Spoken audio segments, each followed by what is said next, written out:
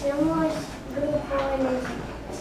el grupo Spiderman y os vamos a leer el último cuento. Este es Alain de la trompeta. Él es Danis, esta es Maggie y yo soy Katia. Y comenzamos. En el tiburón Cachis Mamá. Había una vez un tiburón que no tenía dientes. No podía alimentarse de sus comidas preferidas, peces y cosas duras. En cambio, podía comer puré de algas y agua. ¡Wow! Un día comió mucho puré de algas. ¡Wow! Y de pronto sintió unos pulgones. Se tiró un enorme pedo. ¡Oh!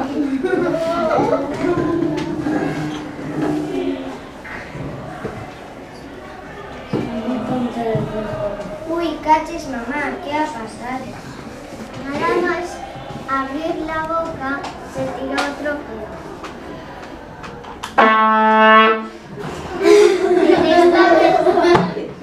En esta vez más ruidoso y de repente otro.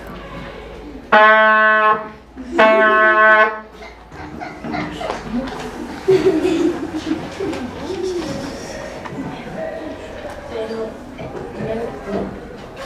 el mar se convirtió en una burbuja. Con el ruido y el balanceo del mar empezó a asustarse, pero le gustó el sonido que salía de su cuerpo. ¿Cómo le gustó tanto el sonido, el ruido que hacía su cuerpo? Decidió a inventarse una canción perdedora.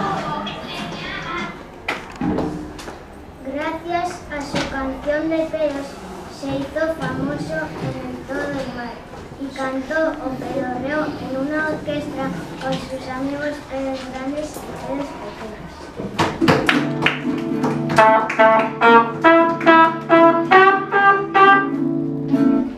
Un día, cuando se acercaba a su casa, encontró una alga de oso. Y a su lado otras algas doradas. ¡Guau! Recolectó las algas e hizo un puré dorado y mágico. Le gustó tanto el puré dorado que se infló a comer y comer y comer y comer. Estaba tan lleno que se murió. Cuando se despertó, ¿cuál fue su sorpresa? ¡Tengo dientes de oro! ¡Cachis Mamá! ¡Puedo volver a comer mi comida preferida! ¡Peces! ¡Peces y cosas duras!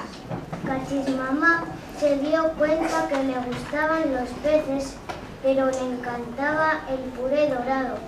Y de esta forma se dio tirando pedos dorados.